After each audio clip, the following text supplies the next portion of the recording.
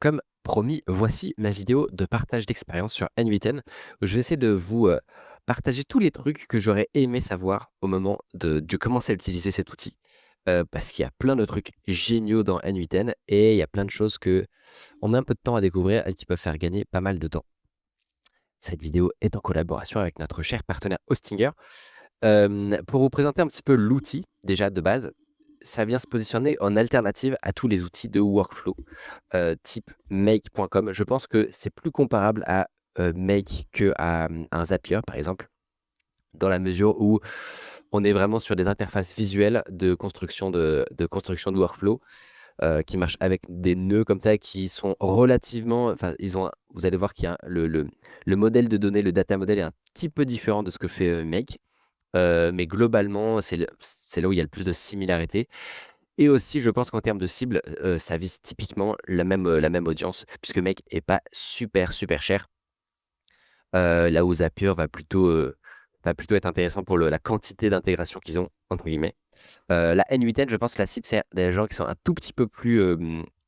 Qui sont en mesure de mettre un tout petit peu plus les mains dans le cambouis, puisque typiquement, vous avez des nodes pour faire du code. Donc, vous pouvez avoir des blocs de J et de JavaScript ou de Python pour traiter vos données. Ce que Make, si mes souvenirs sont bons, n'a pas ou alors a mis très très très longtemps à avoir. Et le deuxième gros avantage, c'est que vous avez la main du coup sur vos données puisque vous pouvez héberger ce N8N en local.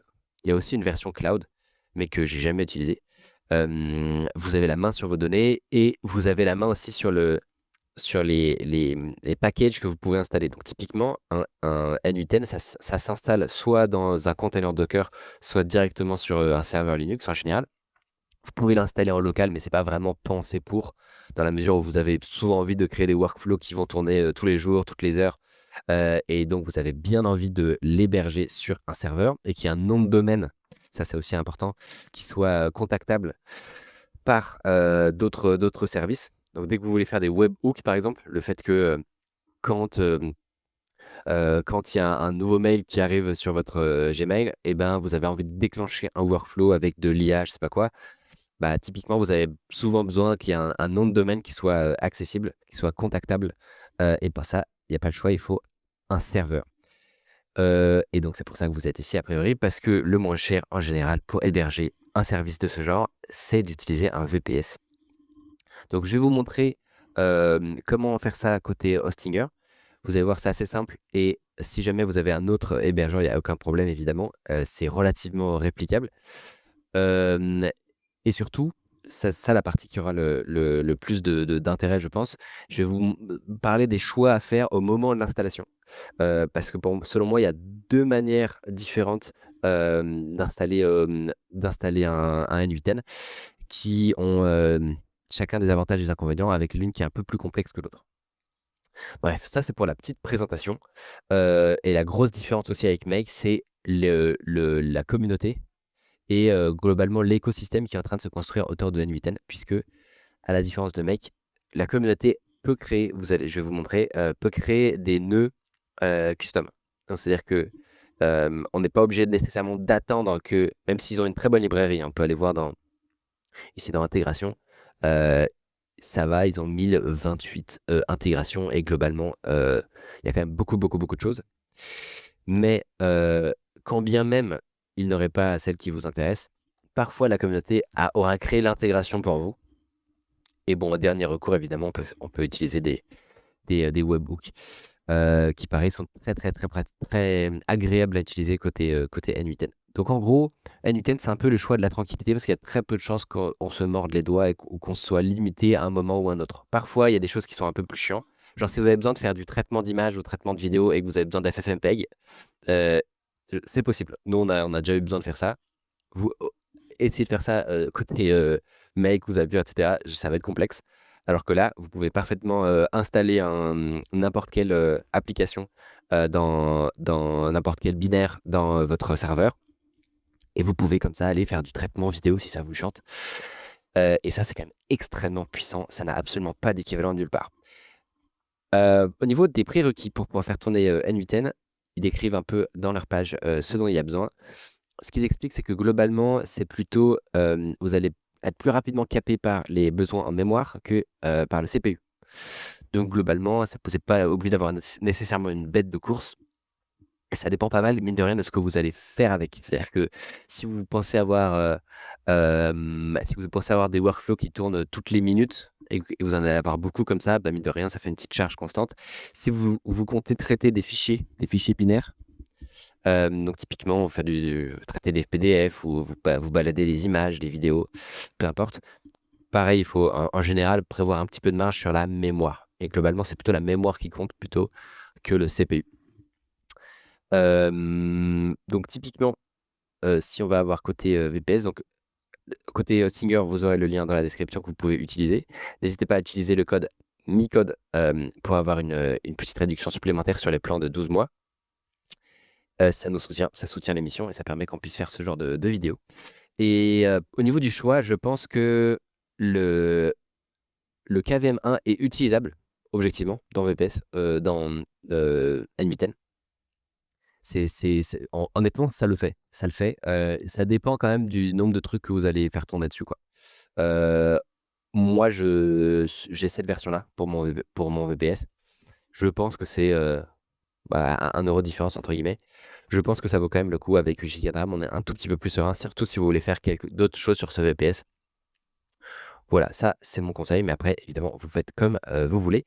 À partir du moment où vous sélectionnez ça, on va vous demander donc de sélectionner d'abord un emplacement. Donc là, sauf pour je sais quelle autre raison vous ne voulez pas être en France, je vous conseille d'avoir la latence la plus faible, tout simplement. Il va vous la présélectionner. Et ici, c'est là, c'est important, vous allez avoir, selon moi, 2 choix que vous pouvez faire pour installer N8N. Option 1, vous allez dans Applications. Là, vous tapez directement N8N. Voilà, et vous pouvez directement installer N8N sur ce VPS en un clic. Le truc est directement configuré. C'est très pratique. Donc ça, c'est la première option. La deuxième option, ce n'est pas d'utiliser N8N, d'installer N8N directement via Hostinger. C'est d'utiliser un panel. Et moi, je vous conseillerais très spécifiquement Cloudrun. Alors, tout petit aparté pour savoir comment choisir entre ces deux cas. En gros, Cloudrun, j'en ai déjà parlé une fois ou deux, mais c'est un moyen d'héberger plusieurs applications sur un même serveur via une interface simplifiée avec un App Store où vous avez globalement un clic pour installer n'importe quelle appli. Pourquoi ça peut être un choix intéressant? Parce que via Cloudrun, vous pouvez non seulement installer N8N, mais potentiellement d'autres applications sur ce même serveur. Donc, c'est-à-dire que vous payez 7,50 ou 6 €, voilà. Vous allez pouvoir installer par exemple un N8N et un Vault Warden, par exemple, pour faire gestionnaire de mot de passe. Globalement, Cloudrun est payant à partir de plus de 2 applications. Donc, vous pouvez installer comme ça. Nous, on a 2 applis. On a un gestionnaire de mot de passe, un N8N. Et du coup, on ne paye pas. Et c'est pas le seul intérêt. Juste comme ça paraît pas si intéressant. Pour moi, le vrai truc qui peut faire pencher la balance sur passer par Cloudrun pour l'installer, ça va prendre quelques clics supplémentaires, mais c'est la gestion des sauvegardes.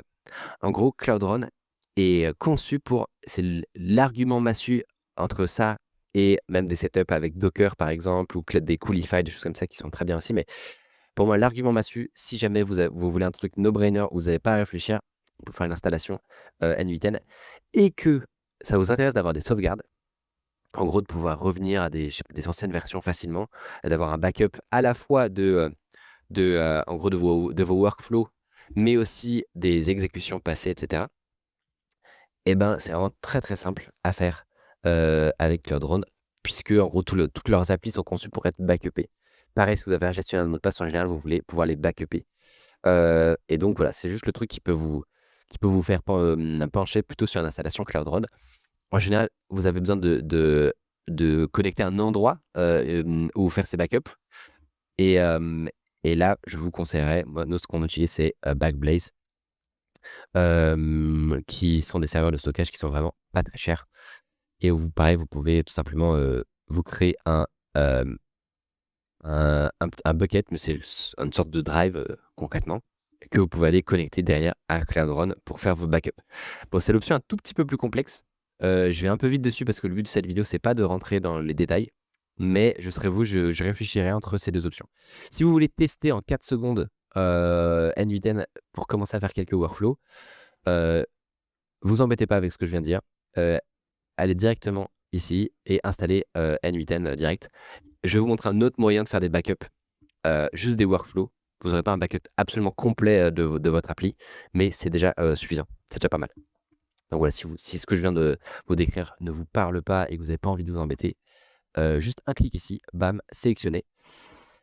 Et ensuite, il y a il y a la prise de l'abonnement. N'oubliez pas le petit code promo MICODE, n'est-ce pas? Mais une fois que c'est fait, vous êtes directement avec un bouton qui vous permet d'accéder à l'interface de N8N. C'est l'installation la plus, c'est l'installation la plus rapide que j'ai jamais vue pour N8N. C'est vraiment très, très, très, très malin d'avoir fait ça.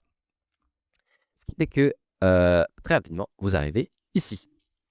Vous arrivez sur l'interface d'administration de N8N. Alors, je vais vous mettre ça comme ça, voilà. Je vais aller relativement rapidement sur l'interface parce que c'est assez simple et pour tout de suite rentrer dans le vif du sujet avec les conseils que je peux vous donner. Donc, vous avez ici un certain nombre de templates desquels vous pouvez vous inspirer quand vous commencez à N8N pour voir concrètement ça ressemble à quoi des workflows un tout petit peu compliqués. Et pour vous donner une idée de ce qui est possible, c'est pas bête de se balader un peu dans les templates. Globalement, j'en ai jamais trouvé j'ai jamais moi trouvé des petits templates que je pourrais utiliser tels quels. Ça sert plus d'inspiration qu'autre chose, je trouve. N8N a des fonctions qui sont euh, seulement pour les entreprises, où il faut payer du coup, et des fonctions qui sont gratuites. Globalement, quasiment, enfin, nous, pareil, on n'a pas jamais ressenti vraiment le besoin d'avoir des fonctions d'entreprise, donc c'est pas du tout obligatoire. Et typiquement, le fait d'avoir des variables partagées ou le fait d'avoir plusieurs comptes. Mais du coup, ce que je vous conseille, c'est de vous faire un compte et de le partager avec votre équipe si elle n'est pas trop grande. Ça se fait très bien, n'est-ce pas? Vous allez faire créer tout workflow pour créer votre premier workflow. Je vous donne ici un petit exemple. Nous, on en a un setup sur ce compte de test qui sert à tout simplement, quand on reçoit un formulaire pour notre startup OneClick Studio, il faut qu'on envoie un mail, tout simplement, et on veut pouvoir trier si les gens ont bien correctement rentré leur mail. Voilà, ça c'est vraiment un workflow ultra basique. Simplement, on reçoit une requête ici et on forward ça sur un mail, tout simplement. Si vous voulez partir de zéro, vous faites Create Workflow juste ici. Et globalement, vous allez avoir, comme dans tous les systèmes de workflow, 2 types de nœuds. Des nœuds qui sont des triggers. Donc, quand il se passe ça, quand je reçois un mail, quand je reçois une requête web, quand une base de données a été mise à jour sur Notion, quand j'ai un commentaire sur un Google Doc, enfin bref, en gros, vous avez compris le principe. Et derrière, une suite d'événements enfin voilà, un workflow complet. Je vais tout de suite vous faire la liste des trucs que je trouve particulièrement intéressants sur N8N et qui sont pas forcément si connus. Bon, déjà, c'est le fait qu'il y a parmi toutes les intégrations que vous pouvez retrouver ici, il y a un nœud de code ici. Et ce nœud de code vous permet d'écrire soit du JavaScript, soit du Python. Il est capable de processer soit les items un par un. Donc dans N8N, le modèle de données, c'est qu'en gros, un workflow peut avoir plusieurs items qui transitent sur l'ensemble des blocs. Et concrètement, chaque nœud va processer un ou plusieurs items à chaque fois. Donc là, si jamais on a votre nœud de trigger, il vous fournit 5 items. Très concrètement, ici, on peut faire un exemple. Voilà, save 5 items. Et ben, ce qui va se passer, c'est que dans l'interface, vous allez voir un petit truc en vert, en gris, avec écrit 2 items. Ce que ça veut dire, c'est que le nœud d'après va processer ces 2 items et les passer au suivant. Ça, c'est un truc que j'ai mis un peu de temps à comprendre aussi. C'est que c'est pas un item qui fait toute la trajectoire, puis l'item suivant qui fait toute la trajectoire, etc. C'est vraiment chaque nœud processe l'ensemble des items qui rentrent et les passe au suivant. Donc typiquement, vous pouvez avoir besoin de faire des merges, donc le fait des aggregates. Ici, par exemple, c'est le fait de récupérer une liste d'items et de produire un seul item de type liste. C'est une petite subtilité à comprendre. Mais là, si je fais run, par exemple, vous voyez que mes 2 items se sont transformés en un item.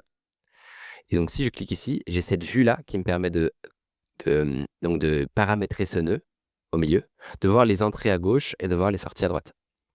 Et donc là, typiquement, si je l'affiche au format JSON, on peut voir que à gauche, j'ai 2 items avec des données à l'intérieur. Et à droite, j'ai un item qui contient une propriété data qui contient une liste.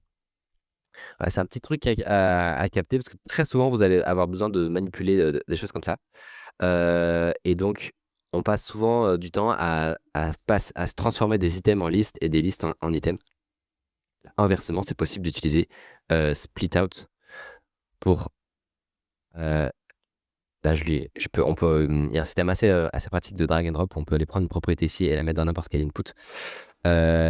Et là, c'est le processus inverse. Je ne sais pas si vous voyez ce qui se passe là, mais il y a 2 items qui sont transformés en un seul qui possède une liste. Et on a un split out qui fait l'inverse. Donc ça, c'est un premier truc à capter. C'est en gros le modèle de données. C'est le fait de comment se déplacent les items. C'est super important. Un autre truc à savoir, c'est que les nœuds sont gérés de gauche à droite et de haut en bas. Donc là, typiquement, si on a un deuxième nœud, il va lui aussi recevoir les 2 items. Mais l'ordre dans lequel ça va se produire, c'est d'abord ça, ensuite celui-là. Ça se fait pas en parallèle. Ça, c'est un truc aussi qu'on met longtemps à découvrir, je trouve. C'est que toutes les exécutions de nœuds dans N8N se font de manière séquentielle. Je vais vous parler juste après de comment c'est possible de paralléliser, malgré tout. Mais ça, c'est un truc à capter, c'est que ça se fait pas en parallèle, ça se fait en séquentiel et de haut en bas. Donc, si vous avez plusieurs sorties à un même nœud, ici, ils vont être exécutés dans cet ordre. C'est pas impossible plus tard de les regrouper en un seul nœud avec typiquement un nœud de type merge. Il peut soit combiner tous les items, soit il peut soit il peut les mettre les uns à la suite des autres, soit il peut les combiner par position, par exemple. Donc là, ce qui va se passer, c'est que ces 2 nœuds vont être regroupés en un seul. Et si de ce côté-là ou de ce côté-là, on a rajouté des nouveaux champs, des nouvelles propriétés, et ben, elles vont être regroupées à ce moment-là, elles vont être merge dans des nouveaux objets. Voilà, ça c'est un peu sur le data model. Il y a encore d'autres choses à dire, mais je voulais en parler parce que c'est assez. Enfin, faut bien le capter.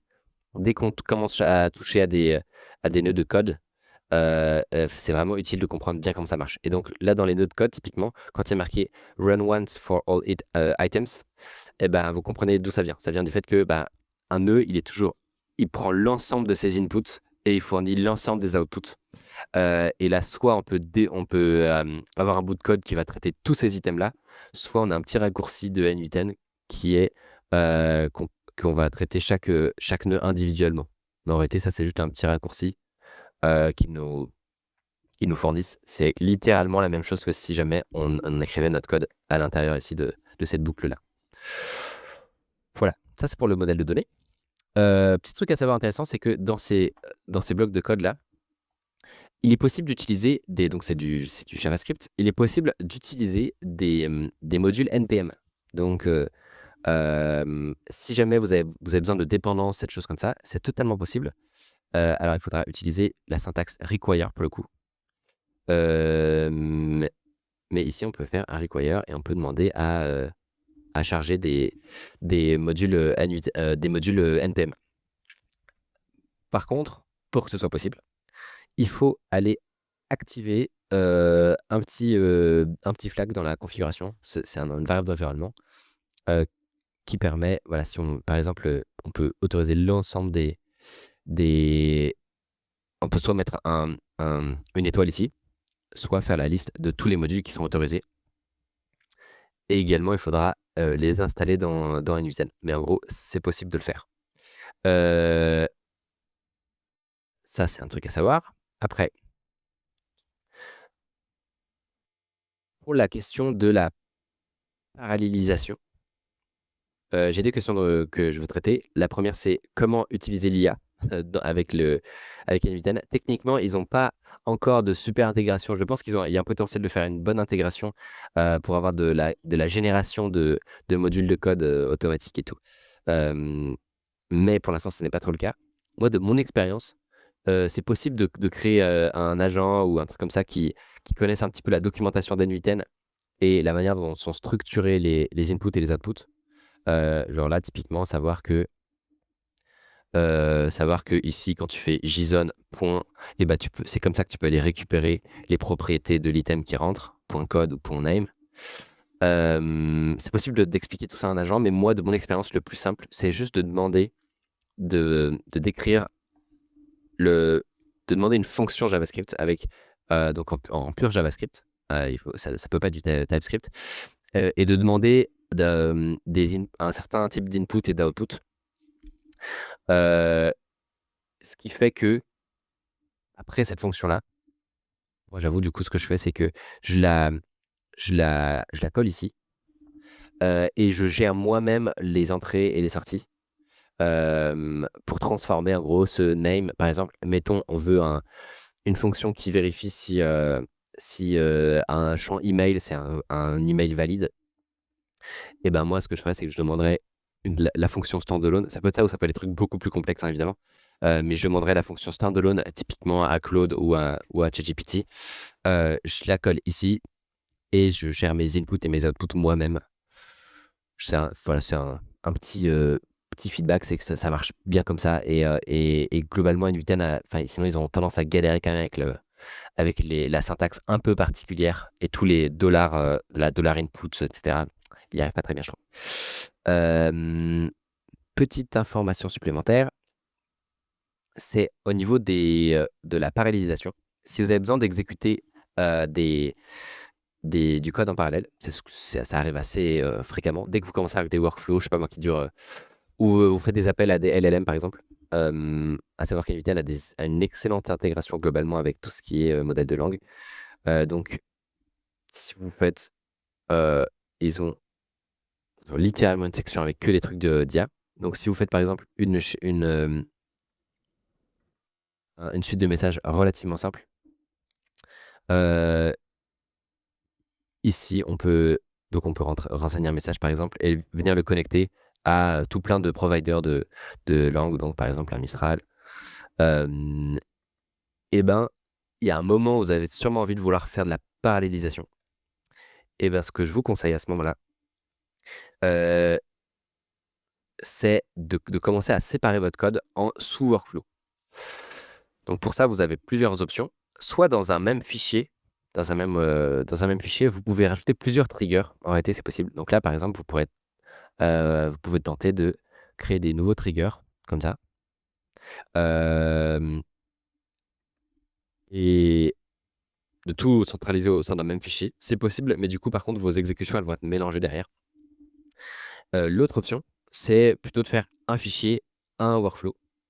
Donc c'est un peu particulier parce que ici dans la liste, vous allez commencer à avoir à la fois des vrais workflows et des fonctions que vous voulez juste réutiliser dans d'autres workflows.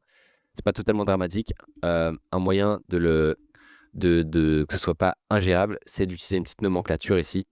Par exemple, genre function et le projet sur lequel vous êtes en train de bosser.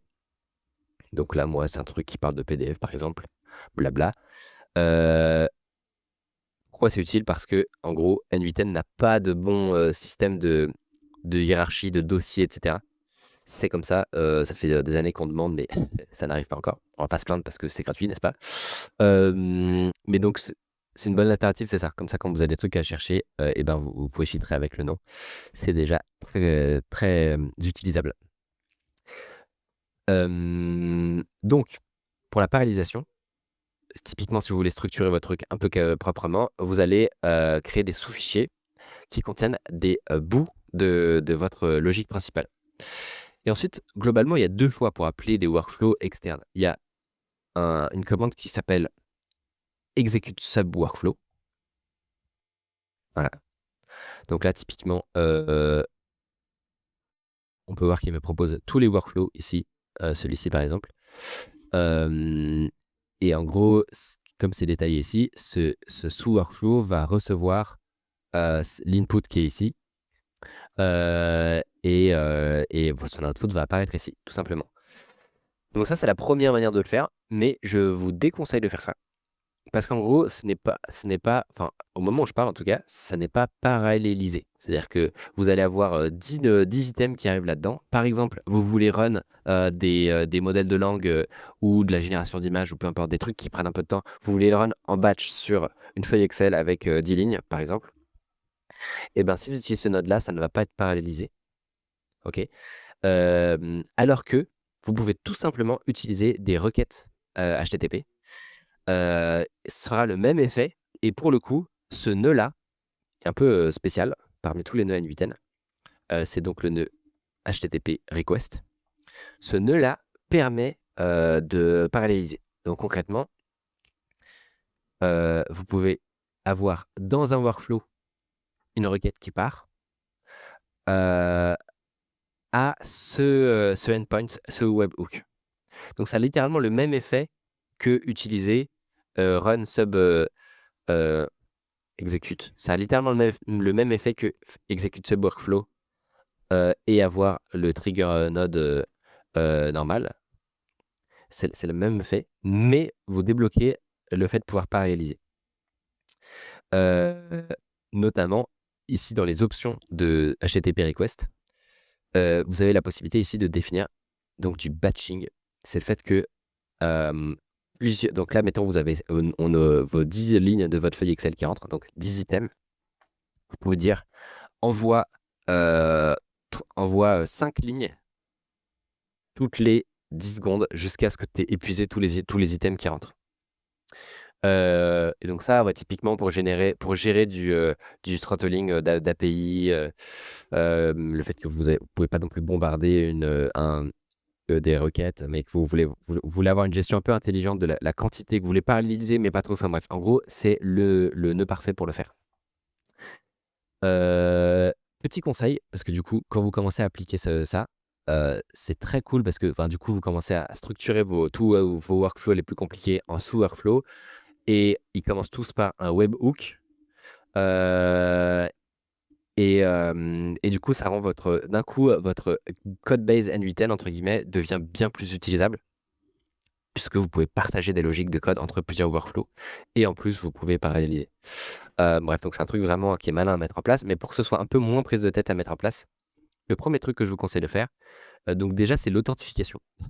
C'est que là, mine de rien, sinon, tous vos endpoints, ils peuvent être, si quelqu'un tombe par hasard sur votre URL, ici, là, celui-là, par exemple, si quelqu'un tombe par hasard dessus, il peut run n'importe quelle fonction comme il veut. Et donc, ce que je vous conseille, première étape, c'est, par exemple, si vous utilisez du post partout, c'est que vous pouvez le donner un plus joli nom à votre endpoint. Donc là, par exemple, c'est une fonction qui permet de traiter des PDF, voilà, qui permet de créer des PDF. Donc là, vous pouvez déjà un peu améliorer l'organisation du bordel. Et deuxièmement, ce que vous pouvez faire, c'est vous faire une authentification purement à usage interne dans N8N. Donc très concrètement, vous pouvez créer des nouveaux credentials.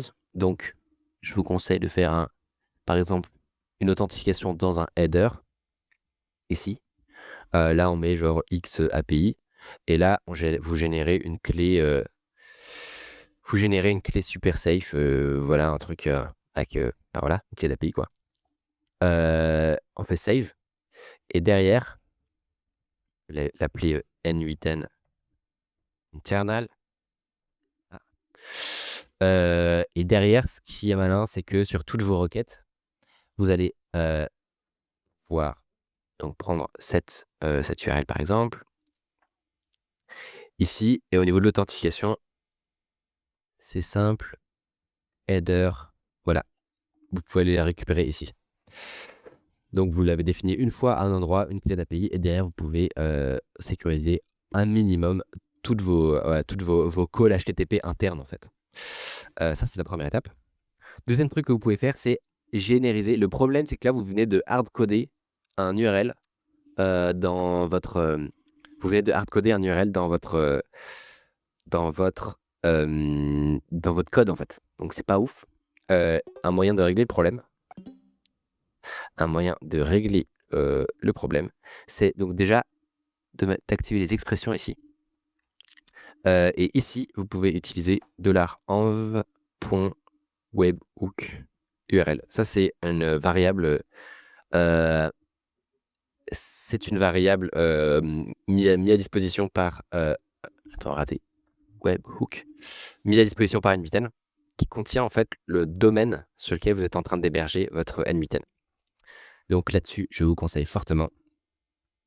De faire ça. C'est un peu plus clean, on va dire, pour gérer justement vos appels de sous-fonctions. Hop, si j'ai oublié, ce serait donc en poste. Voilà. Prochain truc à savoir, c'est que vous allez vous rendre compte que pour ceux qui viennent de Codebase, enfin voilà, de manière de développer un peu plus classique, un truc qui nous manque beaucoup, c'est le typage. C'est le fait que là, bah voilà, ici, j'ai envie d'utiliser ce bloc qui appelle une sous-fonction. J'ai aucun moyen de. Enfin, c'est très chiant. On peut pas déterminer quels sont les inputs et les outputs de manière un petit peu propre. C'est comme ça fait partie de l'expérience no code. Ce serait en fait assez compliqué de faire mieux que ça. Mais le mieux qu'on a trouvé à défaut, c'est typiquement. Donc là, je vais prendre un exemple avec un faux output. Voilà, hello world. Je vais faire un exemple ici. Donc, mettons.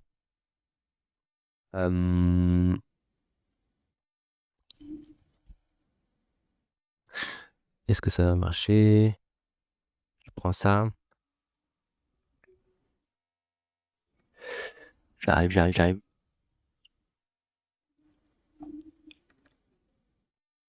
Ok, donc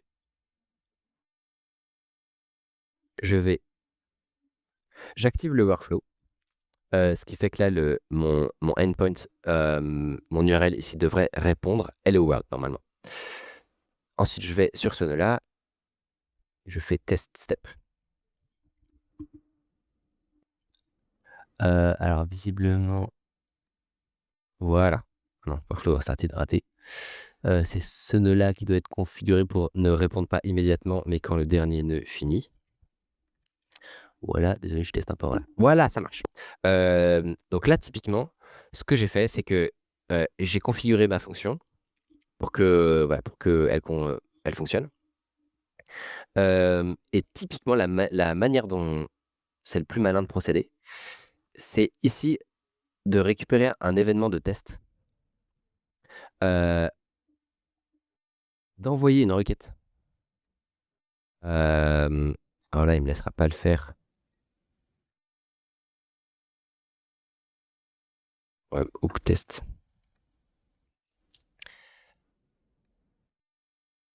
Là, ce que j'ai fait, en gros, c'est que j'ai écouté un événement sur l'URL de test. J'ai envoyé une requête depuis mon autre workflow. Ok. Et ici, du coup, j'ai un aperçu de ce que je recevrai de l'autre côté. Donc là, si je reprends mon exemple, mais imaginons j'ai envoyé un paramètre. En général, on voudra envoyer des paramètres. Donc si je dis mon nom, c'est Nicode, voilà. Ici, j'écoute un événement de test. J'envoie ma requête de test sur mon autre workflow. Ici, je vais bien récupérer dans mon body mon paramètre Nicode. Là, ce que je fais tout de suite, c'est un outil qui est vraiment très puissant dans NVIDIA, c'est le fait de pouvoir pin des données. Premier réflexe, c'est je pin ces paramètres-là. Ça permet en gros, d'arrêter à quoi ressemble l'input de ma fonction. Ici. Euh, je configure cette fonction-là. Bam, bam, bam. OK, c'est bon, ça fonctionne. Hello world. Je peux même faire un petit clin d'œil où on va pas dire hello world, mais on va dire hello Michael. Voilà, hello Michael. Je save ça. Cette fonction est maintenant terminée. Ce qui fait que de l'autre côté, je peux enlever mon URL de test, donc le tiret test ici. Je peux faire test cep et ça marche. J'ai mon hello Micode. Là, je pin mon résultat. Et voilà. Pour récapituler, ça, c'est la manière vraiment la plus productive de développer avec des sous-fonctions dans NVIDIA. On est déjà dans des trucs assez avancés en vrai, mais quand vous commencez à en faire pas mal, c'est vraiment très utile d'avoir un workflow qui marche bien. C'est, première étape, vous définissez les inputs de votre fonction, vous envoyez une requête de test. Au niveau de votre fonction, vous récupérez cette requête de test, vous l'accrochez, vous la pinez. Vous avez défini le typage de vos inputs. C'est pas aussi bien qu'un vrai typage, mais c'est déjà pas mal. Vous développez toute votre fonction jusqu'à arriver jusqu'au bout. Une fois qu'elle est terminée, vous la sauvegardez, vous l'activez pour que, avec ce petit toggle-là, pour qu'elle devienne disponible au niveau de l'API HTTP. Vous revenez dans votre fonction principale, main. Vous l'exécutez pour de vrai en enlevant le tiret test. Et vous avez votre résultat que vous pouvez, si vous voulez, pin pour continuer.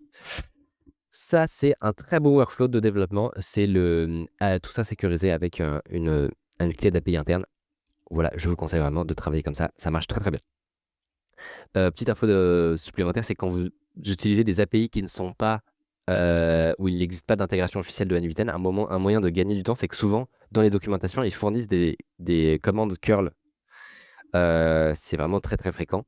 Et donc là, c'est possible de la coller là directement. C'est une fonction très stylée. Il va automatiquement déduire s'il y a des headers spécifiques à mettre, c'est quoi si jamais il y a un body JSON à fournir, il va automatiquement tout pré-remplir. C'est plutôt un bon truc. Le dernier truc dont je veux parler, c'est l'écosystème justement de modules custom. Je vous l'ai dit, il y a une très bonne librairie de choses par défaut, mais si vous voulez aller plus loin, il existe un moyen de tout retrouver au même endroit qui s'appelle, donc vous allez sur npm, tout simplement, npmjs.com, et vous allez utiliser cette recherche-là, donc keywords de points, n8n-community-node-package. Ça vous permet de voir tous les modules qui ont été développés par la communauté. Et donc typiquement, on peut constater qu'il n'y a pas, visiblement, il n'y a pas encore d'intégration au DeepSeek, ou peut-être qu'elle n'existait pas à l'époque. Et ben, le temps que les développeurs de l'appli officielle implémentent le truc, il y avait déjà le note de la communauté. Chatwood, c'est pareil. Enfin voilà, globalement, un truc qui permet d'éditer des images avec plus de fonctions, définir la taille.